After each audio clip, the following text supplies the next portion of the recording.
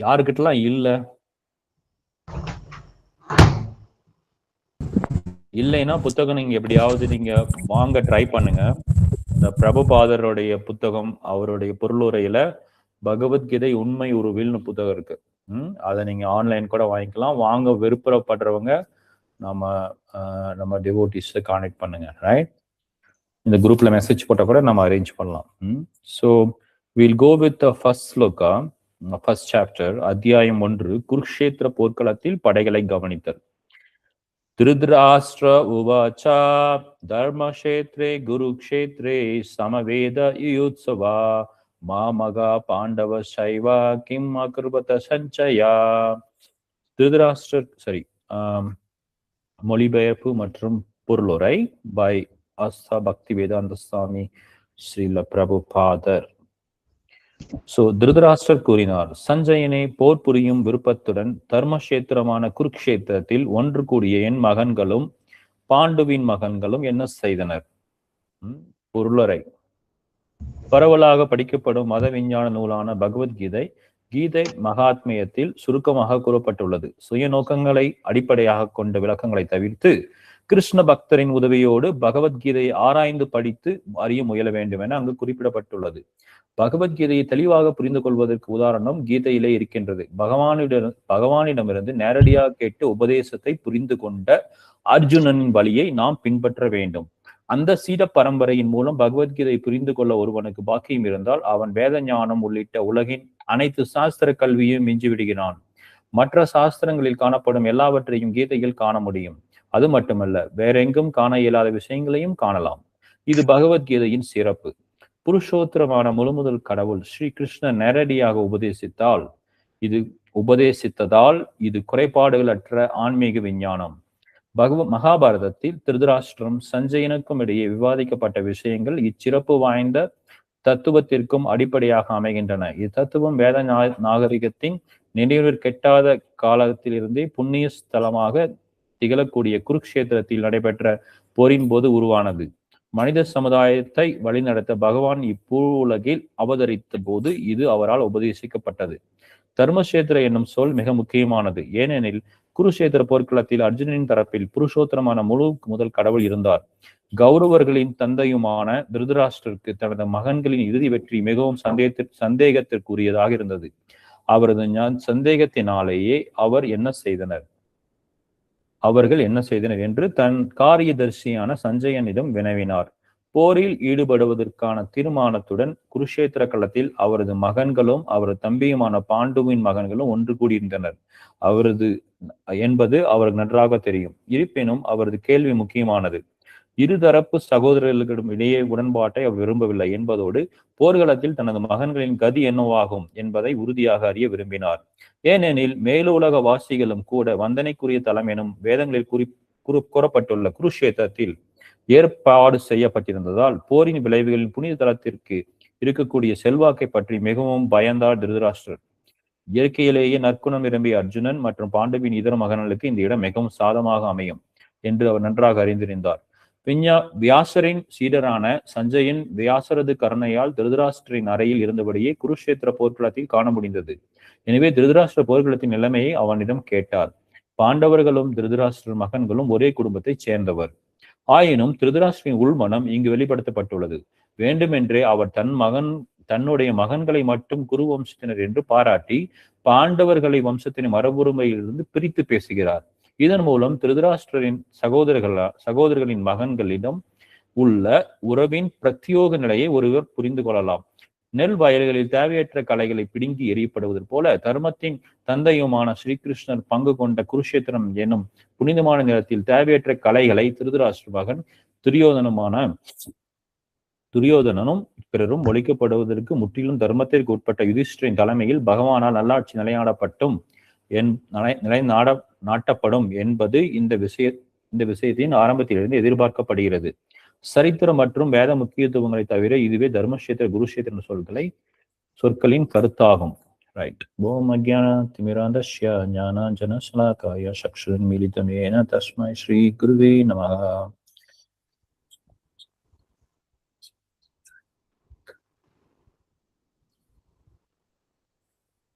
அமுக்கும் கருத்திய வாச்சாலும் பங்கம் லங்காயத்திற்கிறீம் கிருபா தமக மந்தி செய்கொண்டினதாரினம் நியமாதோம். ஓம் தத் சத். ரைட். ஸோ இப்போ நம்ம முதல் ஸ்லோகத்தை படிச்சுட்டு அதுக்குரிய பொருளுரையை நம்ம படிச்சிருக்கோம். ஸோ இந்த பொருளுரை நமக்கு இம்பார்ட்டன்ட். ஏன்னா சில பிரபுபாதர் வந்து இந்த பொருளுரை வந்து நம்ம புரிஞ்சுக்கிறதுக்கோசரம் அது ரொம்ப எளிமையா கொடுத்துருக்காங்க. அதே மாதிரி இந்த பகவத்கீதை வந்து சீட பரம்பரை மூலயமா கிருஷ்ணர் அர்ஜுனர்கிட்ட என்ன பேசினாரோ அது அப்படியே நமக்கு அந்த அந்த அந்த விஷயம் கலங்கப்படாம அப்படியே நமக்கு கொடுத்துருக்காங்க. கிருஷ்ணர்கிட்ட இருந்து பிரம்மா, நாரதர், வியாசர், மத்வாச்சாரியர், பத்மநாபர் அப்படின்னு சொல்லிட்டு அந்த சீடர் பரம்பரை மூலியமா இப்ப நம்ம பிரபுபாதர் அப்படின்னு அந்த பரம்பரையில வர ஒரு ஆன்மீக பக்தர், ஒரு புனிதமான ஒரு தூய பக்தர் அவர் வந்து அந்த விளக்குவரை கொடுத்திருக்காரு. அதனால அந்த பகவத்கீதையில கிருஷ்ணர் என்ன அர்ஜுனன்ட்ட பேசினாரோ அது சாராம்சம் மாறாம அது அப்படியே நமக்கு டெலிவரி ஆயிருக்கு, நமக்கு கிடைச்சிருக்கு. So right. ஸோ இந்த பகவத்கீதையில 700 ஸ்லோகம் இருக்கு. இந்த 700 ஸ்லோகத்துல நாம இன்னைக்கு பாக்குறது முதல் அத்தியாயத்துல முதல் ஸ்லோகம். நம்ம டைம் இருந்ததுன்னா இன்னும் ஒரு 3-4 ஸ்லோகத்தை படிக்க ட்ரை பண்ணுவோம். இதுல 2 லெவலான நாம விஷயத்தை புரிஞ்சுக்கணும். ஒண்ணு வந்து கிருஷ்ணர் டைரக்டா அவர் அர்ஜுனர்கிட்ட பேசினாரு. 2வது அங்க என்ன நடக்குது அப்படின்னு சொல்லி கண்கள் தெரியாத திருதராஷ்டிரர் தன்னுடைய காரியதர்ஷி அவருக்கு செக்ரட்டரி மாதிரி அவரான சஞ்சயன்கிட்ட கேட்டு தெரிஞ்சுக்கிறாரு. ரைட். அங்க அப்படி தெரிஞ்சுக்கும் போது அங்க அவர் ஸ்டார்ட் பண்றாரு பகவத்கீதைய. தர்மக்ஷேத்ரே குருக்ஷேத்ரே சமவேத யூத்சவா மாமகா பாண்டவ சைவா கிம் அகர்வத சஞ்சயா அப்படின்னு கேட்கிறார். சஞ்சயனே, போர் புரியும் விருப்பத்துடன் தர்மக்ஷேத்திரமான குருஷேத்திரத்தில் ஒன்று கூடிய என் மகன்களும் பாண்டுவின் மகன்களும் என்ன செய்தனர் அப்படின்னு கேட்கிறார். யாரு கேட்கிறா? திருதராஷ்டிரர். ரைட். சோ ரெண்டு விஷயம். ஒண்ணு வந்து கிருஷ்ணர்டையும் அர்ஜுனருக்கு 2 பேரும் நடக்கிற ஒரு டயலாக் தான் இந்த பகவத்கீதை. அங்க என்ன நடக்குதுன்னு சொல்லி சஞ்சயன்கிட்ட கேட்டு சஞ்சயன் வந்து அங்க நடக்கிற விஷயத்த திருதராஷ்டிரர் பார்த்து சொல்லிட்டு இருக்காரு. Right. There is a 2 different set of discussion. One direct discussion with the Supreme Lord with Arjuna. Dhritarashtra அவரோட பசங்களை பத்தி தெரிஞ்சுக்கிறதுக்கு சஞ்சயன்கிட்ட கேட்டு தெரிஞ்சுக்கிறார். ஏன்னா அவருக்கு கண்ணு தெரியாது. ரைட். ஸோ அதுக்கு அடுத்தது இந்த பகவத்கீதை போறதுக்கு முன்னாடி நாம ஏற்கனவே பல முறை நாம பேசின மாதிரி இந்த பகவத்கீதையில உடலை பற்றியும் ஆத்மாவை பற்றியும் ரொம்ப ரொம்ப ரொம்ப ஆழமா டிஸ்கஸ் பண்ணியிருக்காங்க. ரைட். அதுக்கப்புறம் இந்த உடல் வந்து ஒரு ஒரு சேரியட், ஒரு ஒரு ஒரு ரதத்துக்கு ஈக்குவலாகவும் ஆத்மா வந்து ஒரு உயிர்வாளி, ஒரு எட்டர்னலா எப்பவுமே அழியாம இருக்கிற ஒரு ஆத்மா, அது ஒரு பேசஞ்சர் மாதிரியும் கம்பேர் பண்ணியிருக்காங்க. ரைட். இப்ப நம்ம அந்த பகவத்கீதையில பார்த்தா கூட நம்ம அந்த சேரியட்ல அந்த ரதத்துல கிருஷ்ணர் உட்கார்ந்து இருக்கும், அர்ஜுனர் உட்கார்ந்து இருக்க மாதிரி இருக்கும், கிருஷ்ணர் ஓட்டிட்டு போவார். ரைட். ஸோ ஆத்மா, பரமாத்மா, உடல், இந்த பகவத்கீதையோட பிக்சர் பார்த்தாவே நமக்கு தெரியும். ரைட். கிருஷ்ணர் வந்து சேரியட் ஓட்டுறாங்க, பார்த்த சாரதியா, அப்புறம் அர்ஜுன் இருக்காரு சேரியட். இந்த ரதம் வந்து உடலா கம்பேர் பண்ணியிருக்காங்க. அப்புறம் ஆத்மா அண்ட் பரமாத்மா. ரைட். ஸோ அதுக்கு அடுத்தது இந்த போர், மகாபாரத போர் யுத்தம் வந்து எங்க நடக்குதுன்னா குருக்ஷேத்திரத்துல நடக்குது. ஆனா சஞ்சயனும் திருதராஷ்டிரனும் இதை பத்தி எங்க பேசிக்கிட்டு இருக்காங்கன்னா அஸ்தினாபுரத்துல. ஸோ திருதராஷ்டிரர் வந்து பாத்தீங்கன்னா அவர் வந்து தர்ம வழியில நடக்கல. தன்னுடைய சகோதரன் குழந்தைங்களுக்கு அவர் தர்மப்படி அவங்கள பார்த்துக்கல.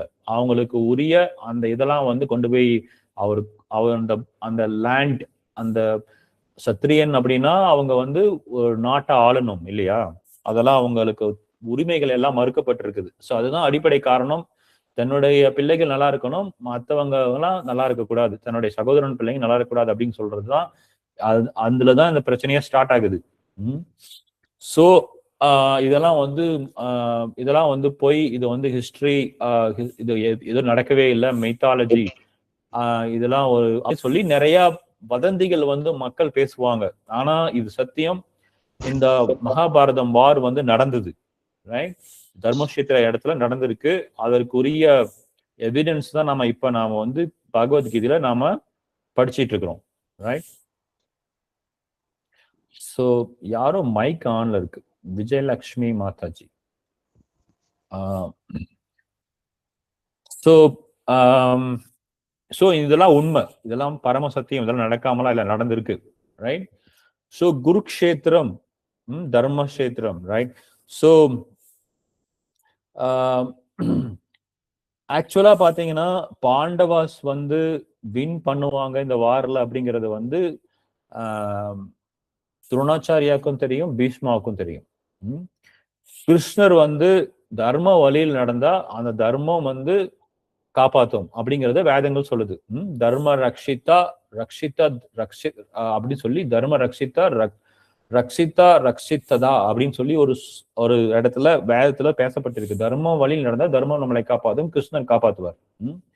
சோ பாண்டவர்கள் வந்து பிறப்பில் இருந்தே அவங்க தர்ம வழியில் நடந்தாங்க, தர்மத்தை படிதான் நடந்தாங்க. தர்மத்தை விட்டு அவங்க அதர்ம சைடு போகவே கிடையாது.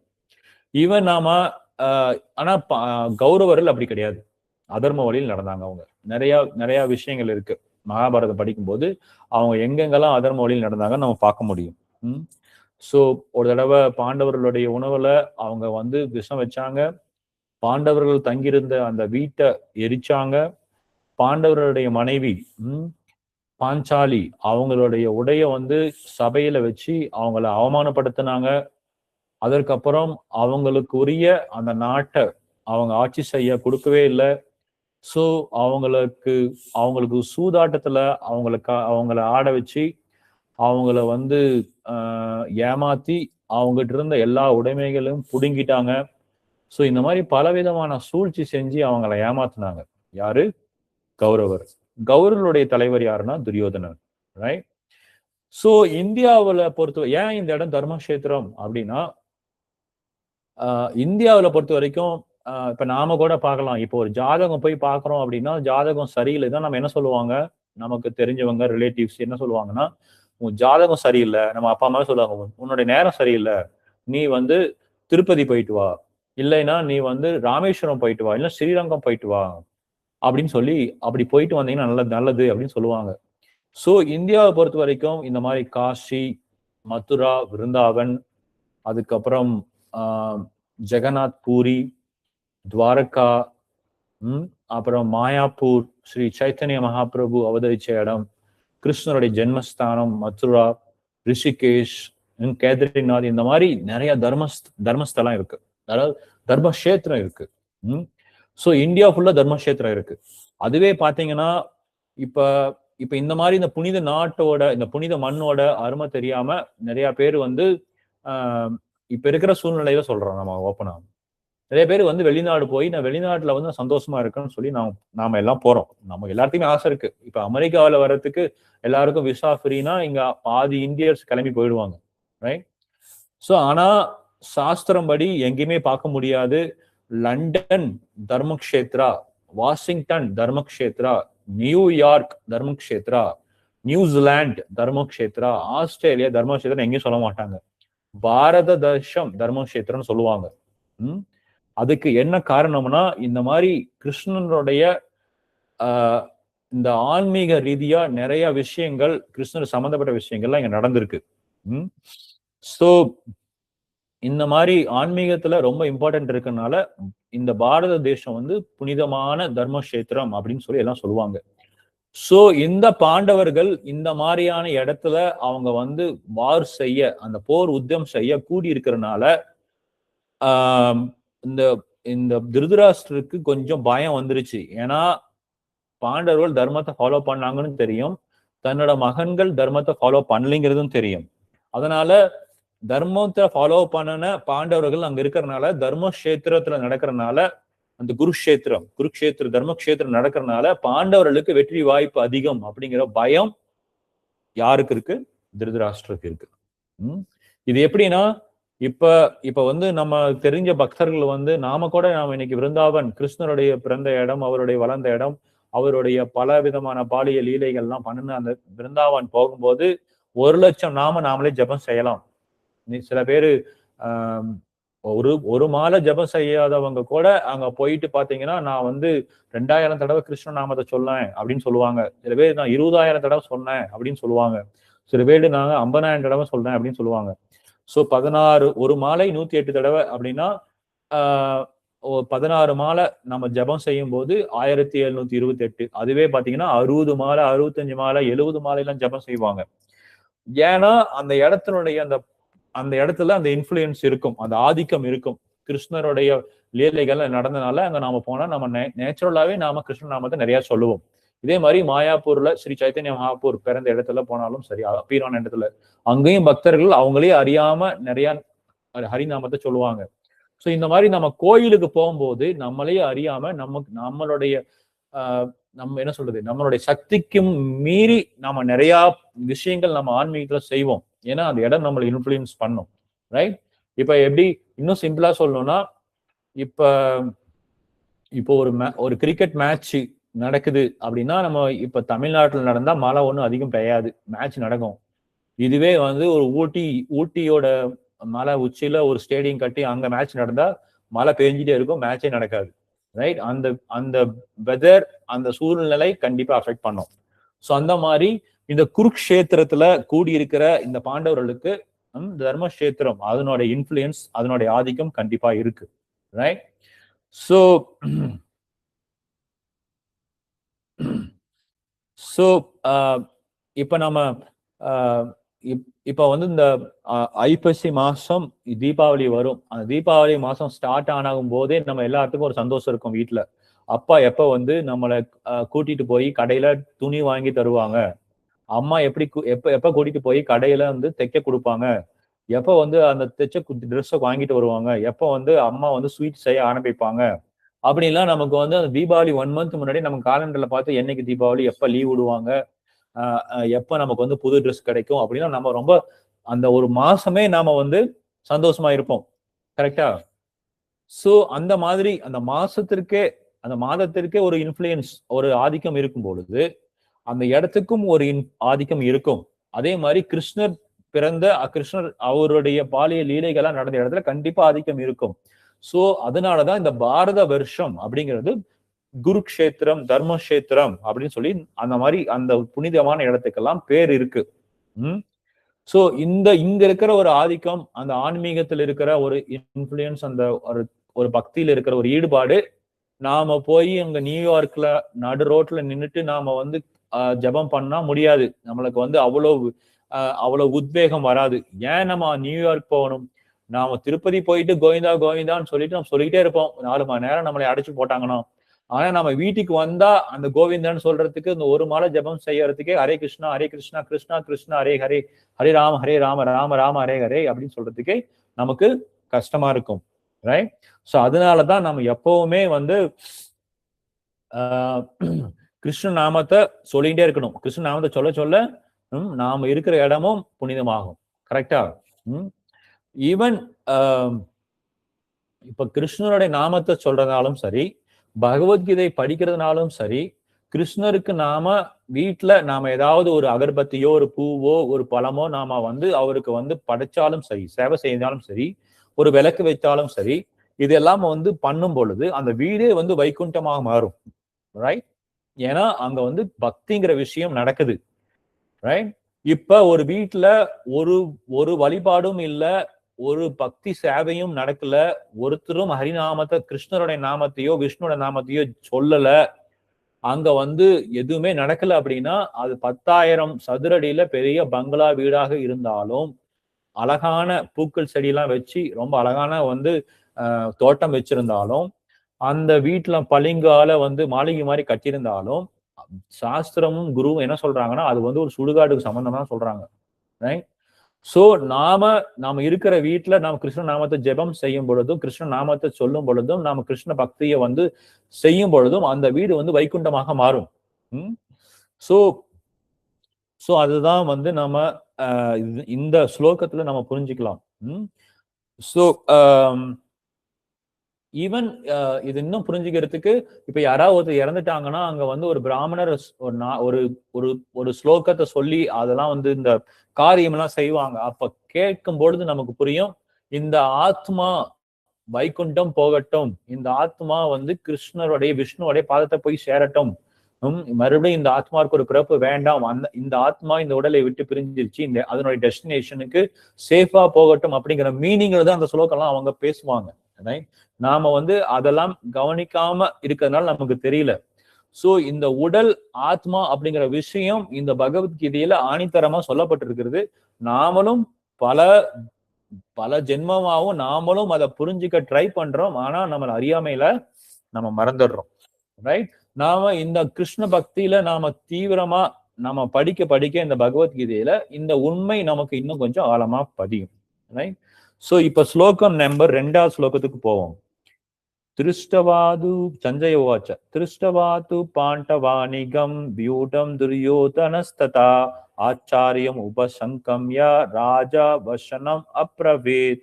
சஞ்சயன் கூறினான், மன்னனே, பாண்டுவின் மகன்களால் அணிவகுக்கப்பட்ட படையை மேற்பார்வையிட்ட பிறகு மன்னன் துரியோதனன் தன் ஆச்சாரியரை அணுகி பின்வருமாறு கூறினான்.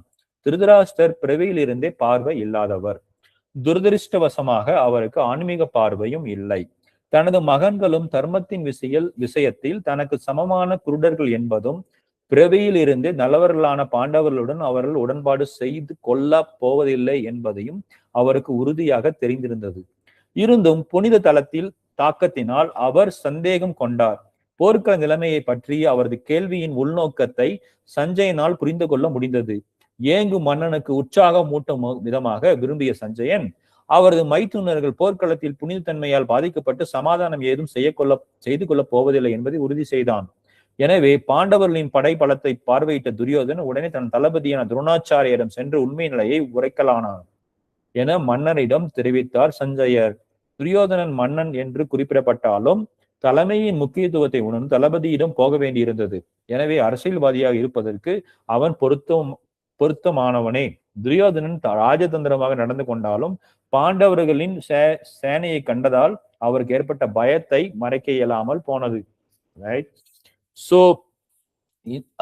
நீங்க எல்லாம் பகவத்கீதை தமிழ் வச்சிருந்தீங்கன்னா நீங்க எல்லாம் ஒவ்வொரு பேராகிராஃப் படிக்கலாம், ஒவ்வொரு ஸ்லோகத்தையும். ரைட்? சோ கூடிய விரைவில் நீங்க எல்லாம் ஒரு புத்தகத்தை வாங்க முயற்சி பண்ணுங்க. இப்ப என்னாச்சுன்னா, இந்த துரியோதனை வந்து ரொம்ப புத்திசாலியான ஒரு அரசியல்வாதி. அந்த பாண்டவர்களுடைய அந்த படை பலத்தை எல்லாம் பார்த்துட்டு கொஞ்சம் பயமாயிடுச்சு. பயமானனால போய் துரோணாச்சாரிய கிட்ட போய் பேசுறாரு. துரோணாச்சாரிய வந்து படை தளபதி. சோ ஏதாவது ஆச்சுன்னா துரோணாச்சாரியார் இருக்கிறாரு, துரோணாச்சாரியாரோட கைடன்ஸ்ல தான் நான் பண்றேன் அப்படிங்கிற மாதிரி ஏதோ ஒரு சூழ்ச்சி அவர் மனசுல ஓடுது. அதனால போய் துரோணாச்சாரியிட்ட பேசுறாரு. அப்புறம் இங்க பிரபுபாதர் என்ன சொல்றாங்க அப்படின்னா, திருதராஷ்டிரர் வந்து அவர் பிறவியிலேயே கண்ணு தெரியாம இருந்தாலும் ஆன்மீக விஷயத்துல அவர் சுத்தமா ஒண்ணுமே தெரியல. அவர் ரொம்ப ஒரு மூட நம்பிக்கையில ரொம்ப ஒரு மூடரா தான் இருந்தாரு. அறியாமையில ரொம்ப மூடரா தான் இருந்தாரு. சோ ஆனா கிருஷ்ணர் வந்து இந்த பகவத்கீதையில என்ன சொல்றாருன்னா, இருக்கிற எல்லா விஞ்ஞானத்திலையும் நான் என்ன லைக் கிருஷ்ணன் என்ன சொல்லுவாருன்னா, இருக்கிற எல்லா விஞ்ஞானத்திலையும் மிக சிறந்த விஞ்ஞானம் எது அப்படின்னா இந்த ஆத்ம ஞானத்தை பற்றிய விஞ்ஞானம் தான் மிக சிறந்ததுன்னு சொல்லி பகவத்கீதையில பேசியிருக்காரு. சோ அதுக்கு சம்பந்தப்பட்ட ஸ்லோகம் தான் நம்ம கடைசி லாஸ்ட் வாரம் நம்ம பேசணும். ராஜ வித்யா அப்படிங்கிற ஸ்லோகத்தை பத்தி நாம பேசணும். சோ இந்த ஆத்ம விஞ்ஞானம் சம்பந்தப்பட்ட விஷயங்கள் அடுத்த அத்தியாயத்துல வரும். சோ அதற்கு முன்னாடி இந்த செட்டிங் சீன் சொல்லுவாங்க இல்லையா, இந்த வார் நடக்குது என்னன்னு சொல்லி அதை பத்தி வந்து சஞ்சயன் வந்து திருதராஷ்டிரங்கிட்ட பேசிட்டு இருக்காங்க. சோ பீஷ்மருக்கும் துரோணாச்சாரியாருக்கு ரொம்ப நல்லா தெரியும் நாம தோக்க போறோம் அப்படிங்கிறது. பீஷ்மருக்கும் நல்லா தெரியும் பாண்டவர் தான் வின் பண்ண போறாங்க அப்படின்னு. ஆனா இதுல திருதராஷ்டிரம் மட்டும் அறியாமையில இல்ல, குருடனா இல்ல. ஆனா துரியோதனும் வந்து குருடனா தான் இருக்காரு. அவர் நினைச்சிட்டு இருக்காரு நான் வின் பண்ண போறேன், நாம வின் பண்ணலாம் அப்படின்னு நினைச்சிட்டு இருக்காரு.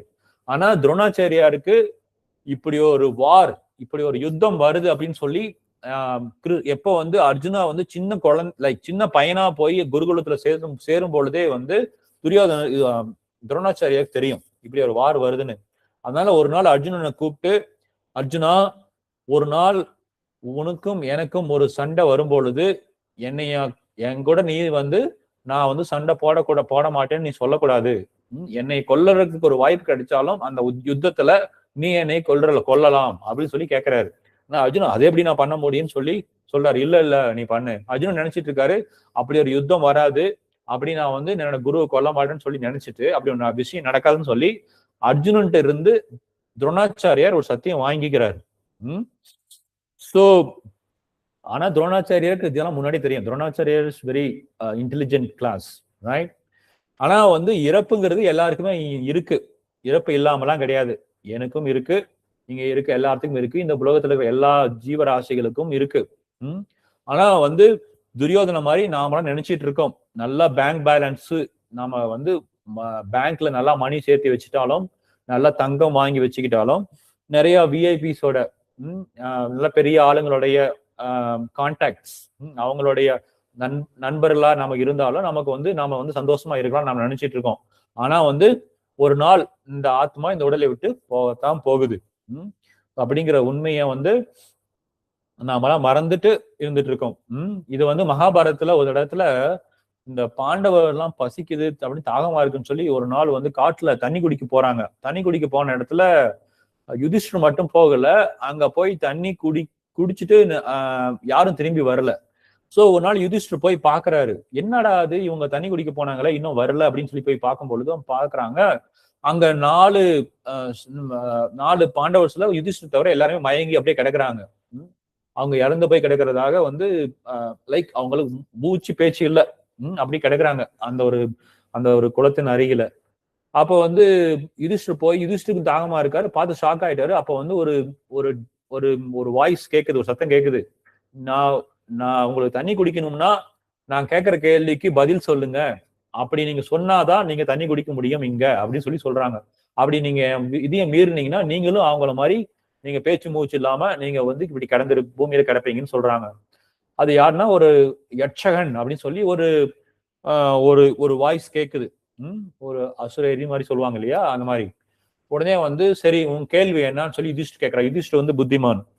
அப்ப யுதிஷ்டர் கேட்கும் பொழுது அந்த வாய்ஸ் சொல்லுது, நீங்க உங்க வாழ்க்கையில பார்த்த மிக ஆச்சரியமான விஷயம் என்ன அப்படின்னு கேட்கிறாங்க.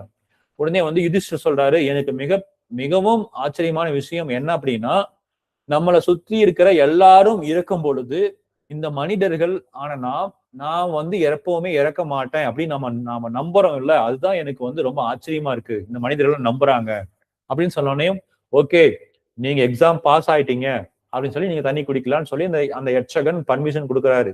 அப்புறம் இந்த மயங்கி கிடைக்கிற எல்லாத்துக்கும் மறுபடியும் அவங்களுக்கு உடல்நிலை சரி பண்ணி அனுப்பிச்சிடுறாரு. சோ அதுதான் வந்து ரொம்ப ஷாக்கிங்கா இருக்கும். எல்லாரும் வந்து நம்ம நினைச்சிட்டு இருக்கிறோம் நாம துரியோதன மாதிரி நாம வந்து எப்பவுமே வந்து இந்த உடல்ல இருக்க போறோம் அப்படின்னு. ஆனா இந்த உடல் வந்து ரொம்ப டெம்பரவரி. சோ இந்த உண்மையை நாம தெரிஞ்சுக்கணும் அப்படின்னம்னா நமக்கு ஆன்மீக அறிவை நம்ம வளர்த்துக்கணும். இந்த ஆன்மீக அறிவு வளர்த்துட்டு இந்த உண்மையில எப்பவுமே வந்து நாம நம்பிக்கை வைக்கணும்னா அந்த ஆன்மீக அறிவுல நம்ம தினமும் அதுல வந்து நாம வந்து படிச்சுக்கிட்டு நாம ஜபம் செய்ய நமக்கு அந்த ஆன்மீக அறிவு இன்னும் நமக்கு ஷார்ப் ஆகும். சோ அடுத்தது 3வது ஸ்லோகம். பஷ்யதாம் பாண்டு புத்ரானாம் ஆச்சாரிய மகதீம் சமம் வியூடாம் திருப்பதா புத்திரேனா தவ சிஷ்யேன தீமதா. ஆச்சாரியரே, திருபத குமாரனான உங்கள் புத்திசாலி சீடனால் நேர்த்தியாக அணிவகுக்கப்பட்ட பாண்டு புத்திரர்களின் மாபெரும் படையை பாருங்கள். சிறந்த அந்த தளபதியான துரோணாச்சாரியன் குறைகளை சிறந்த ராஜதந்திரியான துரியோதனன் சுட்டிக்காட்ட விரும்பினான். அர்ஜுனனின் மனைவி திரௌபதியின் தந்தை திருபத மன்னன் துரோணாச்சாரியருக்கு சில அரசியல் விரோதம் இருந்து வந்தது. அவ்விரோதத்தின் விளைவாக துருபதன் ஒரு பெரிய யாகத்தை செய்து துரோணாச்சாரியை கொல்லும் சதி பெற்ற மகனை வரமாக பெற்றிருந்தான். துரோணர் இதை மிக நன்றாக அறிந்திருந்த போதிலும் துருபதன் மகனான திருஷ்டதும்யன் தன்னிடம் போர்க்கல்விக்காக ஒப்படைக்கப்பட்ட போது அந்தனருக்கு உரிய தாராள மனப்பான்மையுடன் போர் தந்திரங்களை ரகசியங்களும் அனைத்தையும் அவருக்கு கற்பித்தார். தற்போது குருஷேத்திர போர்க்களத்தில் திருஷ்டதும்யன் பாண்டவர்களின் தரப்பில் உள்ளான். துரோணாச்சாரியரிடமிருந்து போர்க்கலை கற்றிருந்த அவனே பாண்டவர்களின் சேனையை அணிவகுத்திருந்தான். சோ துரோணாச்சாரியர் எச்சரிக்கையாகவும் விட்டுக் கொடுக்காமலும் போர் புரிய வேண்டும் என்பதற்காக துரியோதனன் அவர் இந்த தவற்றை சுட்டி காட்டுகிறான். அன்பிற்குரிய இதர மாணவர்களிடம் பாண்டவரிடம் அவர் தயை காட்டாமல் போரிட வேண்டும் என்பதை இதன் மூலம் சுட்டி காட்ட விரும்புகிறான். சோ அர்ஜுனன் அவருக்கு மிக மிக பிரியமான திறமைசாலி மாணவன். இதனால் ஏற்படும் கருணை போரில் தோல்விக்கு வழி வகுக்கும் என்று துரியோதனன் எச்சரிக்கிறான். ரைட். சோ இந்த 3வது ஸ்லோகத்துல எப்படி துரியோதனன் போய் தன்னோட குருவை இன்சல்ட் பண்றாங்க, அவமானப்படுத்துறாங்கன்னு சொல்லி நம்ம புரிஞ்சுக்கலாம். சோ இதுல இருந்து தெரியுது துரியோதனனுக்கு நல்ல ஒரு மனநிலை கிடையாது. நீங்க துருபதனுடைய மகனை திருஷ்டத்யும்னனை நீங்க போர் கலைகள்லாம் சொல்லி கொடுத்துட்டீங்க. இப்ப பாத்தீங்கன்னா அவங்க பாண்டவர்களுடைய படையை அணிவகுத்து அவர் முன்னாடி நின்றுட்டு இருக்கிறாரு. உங்களை மாதிரி முட்டாளா யாரா இருக்க முடியுமா? அந்த மாதிரி ஒரு ஆட்டிடியூட்ல பேசுறாரு, அந்த மாதிரி மனநிலையில பேசுறாரு. சோ அப்படி யாரு எவ்வளவு பெரிய புத்திசாலியாக இருந்தாலும் தன்னுடைய குருவை என்னைக்குமே இன்சல்ட் பண்ணி பேசவே கூடாது. பெரியவர்களையும் குருவையும் இன்சல்ட் பண்ணி பேசக்கூடாது. சோ அது ரொம்ப ரொம்ப முக்கியம். குரு யூ ஆர் நாட் ஓகே அப்படின்னு சொல்றது அது தவறான செயல், அது செய்யவே கூடாது. ஆனா துரோணாச்சாரியர் எப்படின்னா அவர் தன்னுடைய சிஷியர்கள் எல்லாத்தையுமே சரிசமமா தான் பார்ப்பார். அர்ஜுனருக்கு என்ன சொல்லி கொடுத்தாரோ அதே தான் துரியோதனும் சொல்லி கொடுத்தாரு. சோ ஆனா துரோணாச்சாரியர் தெரியும் அர்ஜுனன் என்னைய கொல்லணும் அப்படின்னா அது அர்ஜுனர் மட்டும்தான் முடியும் அப்படின்னு சொல்லி துரோணாச்சாரியர் தெரியும். துரோணாச்சாரியர் அந்த அர்ஜுனர்கிட்ட அந்த பிராமிஸும் வாங்கிட்டாரு, சத்தியத்தையும் வாங்கிட்டாரு, என்னைய நீ கொல்லணும், ஒரு சந்தர்ப்பம் கிடைத்தால் ஒரு வார் வந்ததுன்னா, ஒரு யுத்தம் வந்ததுன்னா நீ கொல்லக்கூடாதுன்னு சொல்லக்கூடாதுன்னு சொல்லி சத்தியம் வாங்கியிருக்காரு. சோ துரோணாச்சாரியருடைய குணங்கள் ரொம்ப நல்ல குணம். இந்த மாதிரி இந்த மாதிரி புத்திசாலியா இருக்கிற, என்ன சொல்றது, புத்திசாலிங்கிறத விட ரொம்ப நேர்மையான ஒரு நியாயமான தர்மமா நடந்துக்கிறார் துரோணாச்சாரியர். அப்படி இருக்கிற துரோணாச்சாரியரை பார்த்து ஒரு துரியோதனன் அவர் தவறா பேசுறார். ரைட், ஒரு தந்திரமா ஒரு சூழ்ச்சியா பேசுறார் துரியோதன். சோ யா அதே மாதிரி இன்னும் துரோணாச்சாரியர் எல்லாருக்கும் அந்த அறிவு கொடுப்பாரு. ஆனா இந்த அறிவு கொடுக்கறதுனால இந்த அறிவு கரெக்டா யூஸ் பண்ணுவாங்களான்னு பார்த்துதான் கொடுப்பாரு. ரைட், அசுரர்கள்லாம் கொடுக்க மாட்டாரு. அதனாலதான் நம்ம ஏக்லவியாங்கிற ஒரு ஸ்டோரி இருக்கு, அதுல பார்த்தோம்னா இந்த ஏக்லவியாவுக்கு அவருடைய விரலை துரோணாச்சாரியர் கட் பண்ணிடுவாங்க. ஏன்னா அந்த ஏக்லவியா துரோணாச்சாரியர் இருந்த கலைகளை திருட்டுத்தனமா அவரோட அறிவை திருடுனால அவருக்கு அந்த பனிஷ்மெண்ட் கொடுத்தாங்க. ஏன்னா அவர் ஒரு அசுரன், அந்த அறிவை இந்த போர்க்கலையை தவறா யூஸ் பண்ணுவாங்க அப்படின்னு சொல்லிட்டு அவங்க அந்த பனிஷ்மெண்ட் கொடுத்தாங்க துரோணாச்சாரியா. ஆனா சினிமாவில வேற மாதிரி காமிப்பாங்க. ரைட். சோ ஸ்லோகம் நம்பர் 4. அத்ரஷரா மகேஸ்வாசா பீமா அர்ஜுனா சமாயுதி யுயுதான் நோ விராடஸ் த்ருபதஸ் சமஹாரதா. அந்த சேனையில் பீமனுக்கும் அர்ஜுனனுக்கும் சமமான வில்லாளிகளின் பலரும் இருக்கின்றனர். யூதனான், விராடன், துருபதன் போன்ற மாபெரும் வீரர்களும் உள்ளனர். துரோணாச்சாரியின் மிகச்சிறந்த போர் வலிமைக்கு முன் திருஷ்டத்யும்னன் முக்கிய தடையாக இல்லாவிட்டாலும் இதர வீரர்கள் பலர் பயத்திற்கு காரணமாக இருந்தனர். வெற்றியின் பாதையில் பெரும் தடைகர்களாக அவர்கள் இங்கு துரியோதனன் குறிப்பிடுகிறான். ஏனெனில் அவர்கள் ஒவ்வொருவரும் பீமனையும் அர்ஜுனனையும் போல எதிர்க்கப்பட முடியாதவர்கள். பீம அர்ஜுனனின் பலத்தை நன்கறிந்த துரியோதனன் மற்றவர்களை அவருடன் ஒப்பிட்டான். திருஷ்டகேது சேகிதான காஷிராஜ சவீரியவான் புருஜித் குந்தி போஜஸ சைபஷ்ய நரபுங்கவா. மேலும் திருஷ்டகேது சேகிதான், காசிராஜன், புருஜித், குந்தி போஜன், சைபியன் போன்ற சிறந்த பலமிக்க போர் வீரர்களும் பலரும் உள்ளனர்.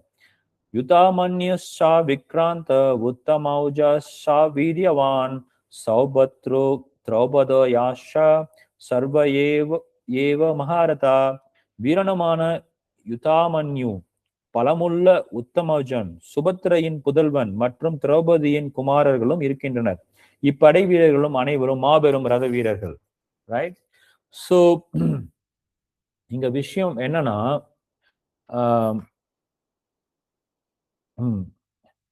இங்க துரியோதனனுக்கு பீமனை பார்த்து பயம் வந்துருச்சு. ஏன்னா பீமா ஒரு தடவை சபையில சொல்லியிருக்காங்க எல்லாருக்கும் முன்னாடியும், இந்த 100 பேரு இந்த கௌரவரை நான் அடிச்சு கொள்ளுவேன் அப்படின்னு சொல்லியிருக்காரு.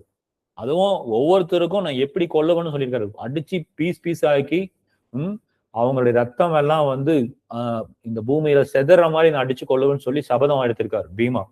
ஏன்னா ஒவ்வொரு தடவையும் பீமா கோபம் வரும் பொழுது அவர் வந்து யுதிஷ்டிர வேண்டாம், இப்ப வார் வேண்டாம்னு சொல்லும்போது பீமருக்கு பயங்கர கோபம் வரும். அதே மாதிரி அர்ஜுனனுக்கும் கோபம் வரும். சோ இவங்க 2 பேரும் வந்து ரொம்ப ரொம்ப தூய பக்தர்கள் பீமா.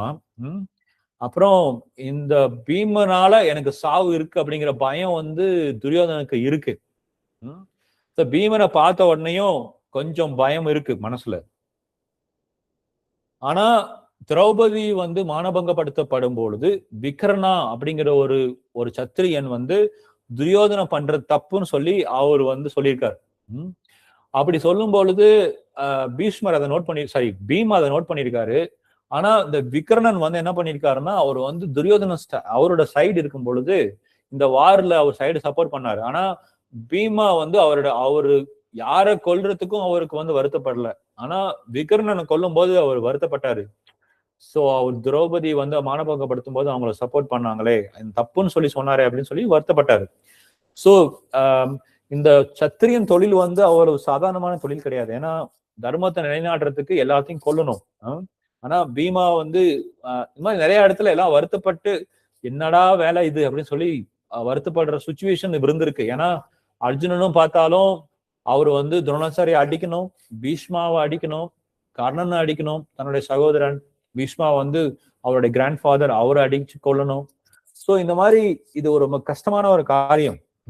அப்படி இருந்தாலும் அது சத்திரியனுடைய தர்மம் அப்படிங்கிறது செஞ்சுதான் ஆகணும்.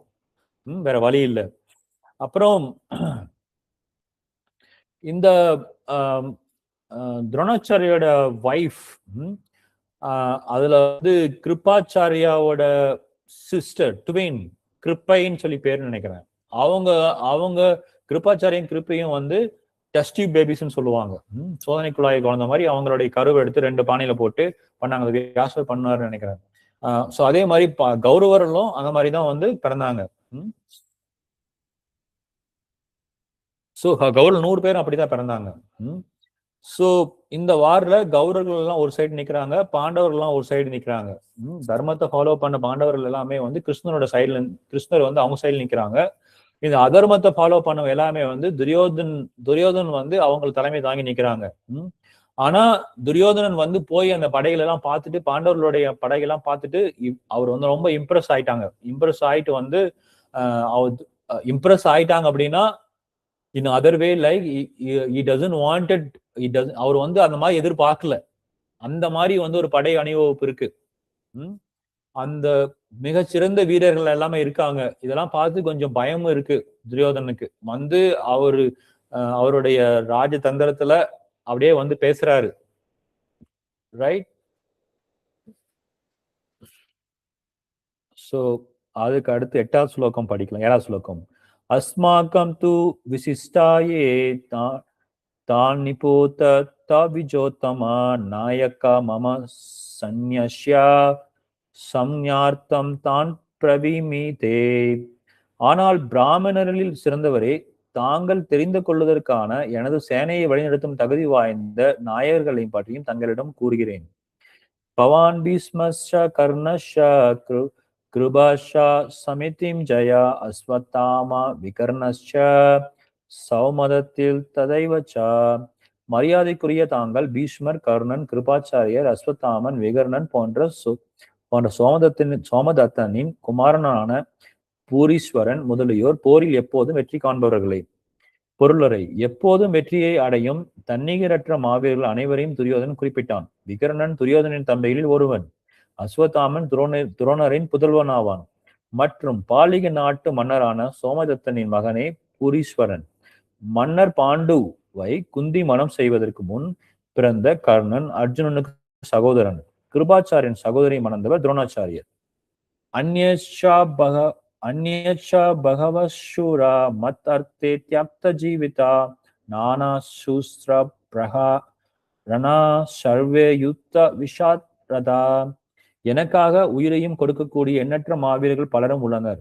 யுத்தத்தில் வல்லுநர்களாக அவர்கள் அனைவரையும் பலவிதமான ஆயுதங்களுடன் தயாராக உள்ளனர்.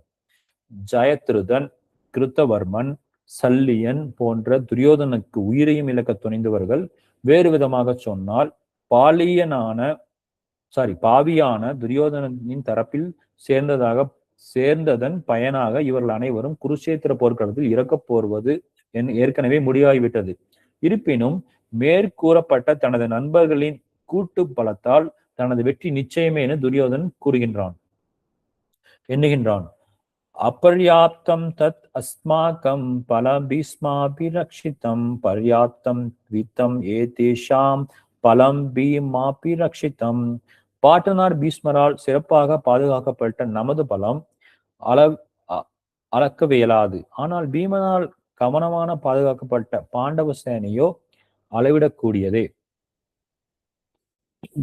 இங்கு துரியோதனன் சேனைகளில் பலத்தை ஒப்பிட்டு மதிப்பிடுகிறான். மிகவும் அனுபவமிக்க படை தளபதியான பாட்டனார் பீஷ்மனால் பாதுகாக்கப்படுவதால் தனது படையின் பலம் அளவிட இயலாது என்று எண்ணுகிறான். அதே சமயம் பீஷ்மரின் முன்பு தூசி போன்று குறைந்த அனுபவம் உள்ள தளபதியான பீமனால் பாதுகாக்கப்படும் பாண்டவ சேனையின் பலம் அளக்கக்கூடியது. துரியோதனன் எப்போதுமே பீமனிடம் பொறாமை கொண்டிருந்தான். ஏனெனில் தான் ஒருவனே மடிய வேண்டியிருந்தால் பீமன் மட்டும் தன்னை கொல்வான் என்பது அறிந்திருந்தான். அதே சமயம் பன்மடங்கு உயர்ந்த தளபதி பீஷ்மர் தனது தரப்பில் போர் புரிவதால் எனக்கு வெற்றி கிட்டும் எனும் அவன் உறுதியாக நம்புகிறான். போரில் தான் வெற்றி வாகை சூடுவது உறுதி என்பதே அவனது முடிவான தீர்மானமாகும். ரைட். சோ இங்க பார்த்தோம்னா இந்த 9வது ஸ்லோகத்துல துரோணாச்சாரியார்கிட்ட இவரு சொல்றாரு, துரியோதன் சொல்றாரு, எனக்காக உயிரை கொடுக்கறதுக்கு எண்ணற்ற மாவீரர்கள் பலரும் இங்க இருக்காங்க.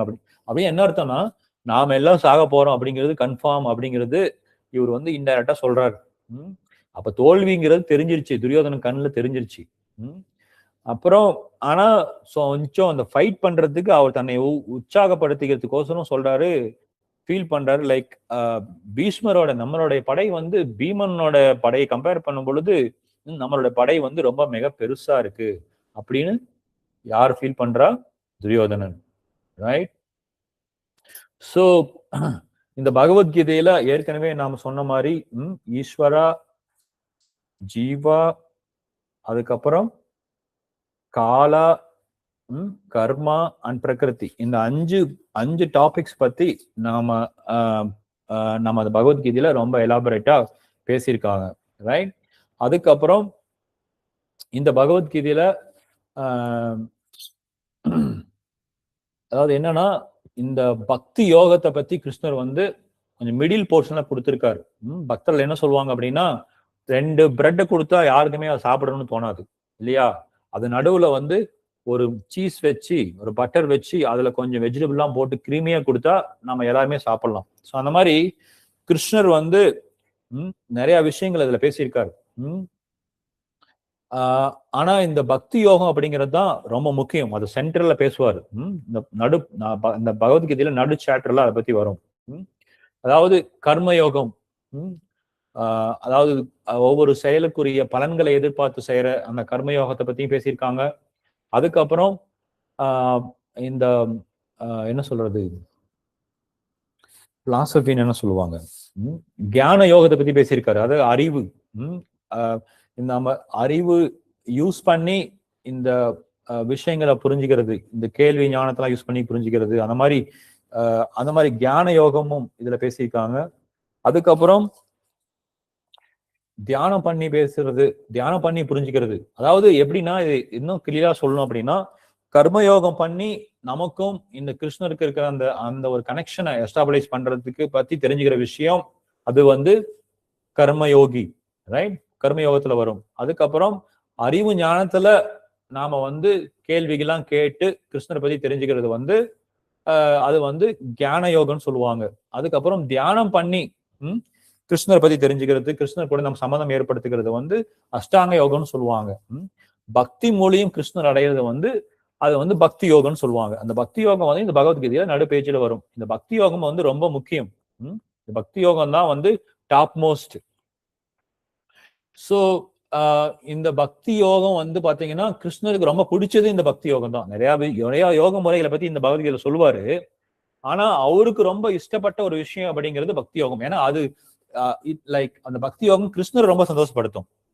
அதற்கு ஒரு கதை சொல்லணும்னா, இந்த ஒரு தடவை ஒரு ஒரு ஊர்ல வந்து மாலினி அப்படின்னு சொல்லி ஒரு வயசான ஒரு விதவை, ஒரு பக்தியில ரொம்ப தலை சிறந்த ஒரு தேவோட்டி இருந்தாங்க. அவங்க என்ன வேணா, அவங்களுக்கு பொருளாதாரத்துல அவ்வளவா வந்து செல்வ செழிப்புலாம் கிடையாது.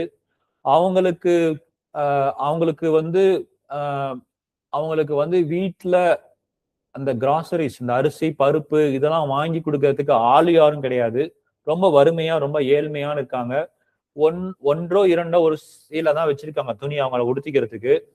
அவங்க கிட்ட கொஞ்சம் கிடைக்கிற அந்த பாலுல அவங்க என்ன பண்ணுவாங்கன்னா, அதை கேர்டு பண்ணி அதை தயிர் போட்டு அதுல இருந்து வெண்ணெய் எடுத்து ஒரு ஒரு ஒரு சில துடி நெய் வருமா அதுல, அதை சேகரிச்சு தினமும் போய் அந்த சாயங்காலம் டைம்ல போய் அந்த கிருஷ்ணர் கோயில், அந்த கிராமத்துல இருக்கிற அந்த ஊர்ல இருக்கிற அந்த கிருஷ்ணர் கோயில்ல போய் அவங்க விளக்கு போடுவாங்க. இதை வந்து அவங்க பல நாள் வந்து விடாம அந்த குறிப்பிட்ட டைமுக்கு போய் அந்த ஈவினிங் டைம்ல வந்து சந்தியா காலத்துல போய் அவங்க அந்த விளக்கு போட்டுட்டே இருப்பாங்க. இதை செஞ்சுக்கிட்டே வராங்க. ஒரு நாள் அந்த ஊர்ல கடுமையான மழை பெய்யுது. அந்த மழை பயங்கரமா பெய்ஞ்சு அது புயல் அடிச்சிட்டு இருக்கு. வெள்ளம் அதிகமா போயிட்டு இருக்கு. அந்த டைம்ல இன்னைக்கு அந்த டைம் ஆயிடுச்சு, நாம போய் இன்னைக்கு கிருஷ்ணருக்கு நான் போய் விளக்கு போட்டு அந்த சேவை செய்யணுமேன்னு சொல்லி அவங்க ரொம்ப உற்சாகமா இருக்கிறாங்க. ஆனா ஒவ்வொரு நாளும் விளக்கு போடும் பொழுதும் அவங்க செய்வாங்க, எங்கிட்ட இருக்கிற இந்த ஒரு சின்ன என்ன சொல்றது, இந்த சின்ன சிறு துளி இந்த நெய்யில நான் போடுற விளக்கு தான் எங்கிட்ட இருக்கு, அதுவும் மண்ணான விளக்கு. இதை நீங்க வந்து தயவு செய்து நீங்க அக்செப்ட் பண்ணிக்கோங்க, எங்கிட்ட வேற எதுவுமே இல்லை அப்படின்னு சொல்லி அவங்க ரொம்ப மனம் உருகி, இந்த ஜடம் வந்து இந்த உலகத்துல இருக்கு, இந்த ஜடத்தால ஒரு பிரயோஜனம் இல்லை, இந்த ஒரு விஷயம் நான் உங்களுக்கு செய்யறேன், இதை தயவு செய்து நீங்க அக்செப்ட் பண்ணிக்கோங்க அப்படின்னு சொல்லி ரொம்ப மன உருகி அவங்க பிரார்த்தனை பண்ணி அந்த பக்தியில அந்த விளக்கு போட்டு வருவாங்க. அந்த மழை பெய்யுது, பயங்கரமா கடுமையான மழை, புயல் மழை பெய்ஞ்சிட்டு இருக்குது. அன்னைக்கு எல்லாரும் அந்த வீட்டுல கதவு சாத்தி உள்ள உட்கார்ந்துட்டு இருக்காங்க. அந்த புயல் காத்து அடிக்கும் போது அந்த சத்தம் பயங்கரமா கேக்குது. மரம் எல்லாம் உடைஞ்சு விழுது, கிளையெல்லாம் உடைஞ்சு விழுது. இந்த கால்நடையெல்லாம் பயந்து, இந்த மாடு எல்லாம் பயந்து நின்றுட்டு இருக்கு. ஆனா இந்த இந்த பாட்டி மட்டும் என்ன பண்றாங்க, இந்த வயதான விதவை பாட்டி வந்து என்ன பண்றாங்க, அந்த மண் விளக்கு எடுத்துட்டு அந்த கொஞ்சம் நெய் எடுத்துட்டு கிருஷ்ணர் கோயில்ல மலையில நினைச்சு போயிட்டு இருக்காங்க.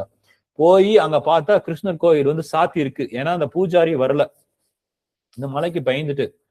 அது சரின்னு சொல்லி அந்த வாசல்ல அந்த விளக்க போட்டு, அந்த வாசப்படியில விளக்க போட்டு விளக்கு ஏத்தி அங்க அந்த மலைக்கு நனைஞ்சு பயந்து போய் நடுங்கிட்டு அவங்க பிரேயர்ஸ் ஆஃபர் பண்ணும் பொழுது அவங்க உயிர் விட்டுறாங்க. அந்த அந்த டைம்ல கிருஷ்ணர் போய் அந்த பூஜாரிக்குல, என்னோட பக்தன் மனசு ஃபுல்லா, இருதயம் ஃபுல்லா அந்த பக்தியோட என் வாசலை தேடி எனக்காக அவங்க இருதயம் திறந்து எனக்காக நான் குடியேறதுக்காக அவங்க அவ்வளவு சுத்த பக்திய பிராக்டிஸ் பண்ணி என்னோட வாசல் தேடி வராங்க.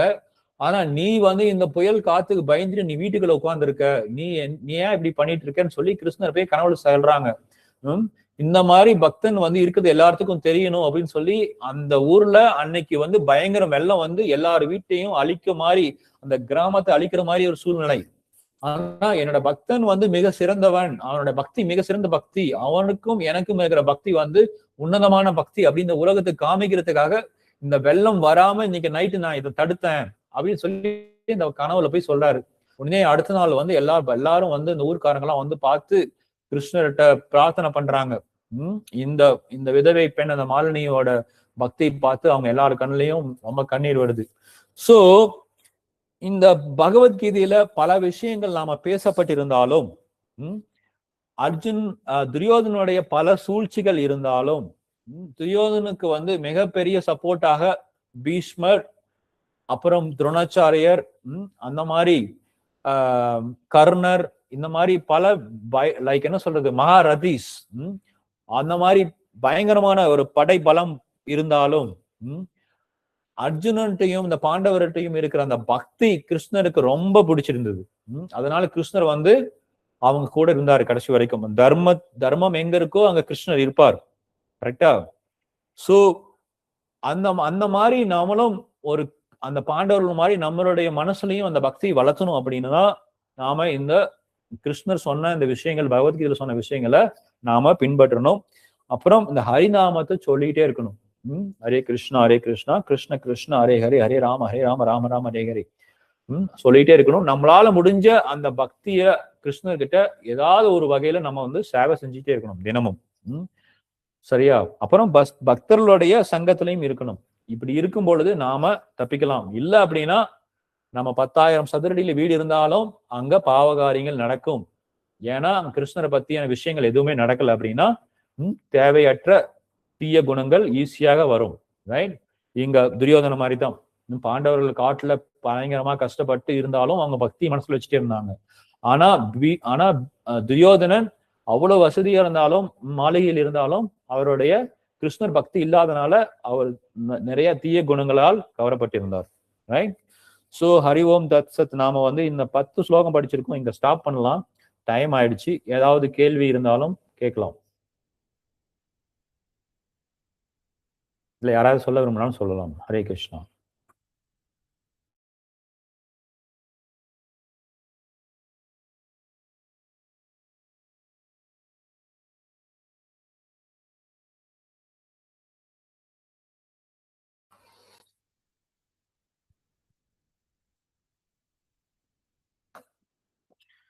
ஆனா இன்னைக்கு கொஞ்சம் நாம பகவத்கீதையெல்லாம் படிக்க ஆரம்பிச்சனால கொஞ்சம் லென்த்தியா போச்சுன்னு நினைக்கிறேன். But will try. Hare Krishna. யாராவது ஏதாவது சொல்ல விரும்புறீங்களா? ஏதாவது கேள்வி இருக்கா?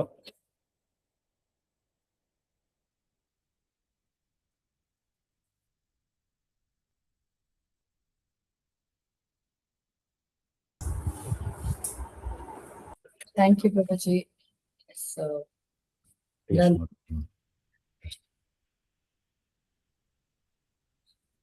we'll stop here, Mataji. Hare Krishna, Prabhuji. Yes, Prabhu. Hare Krishna.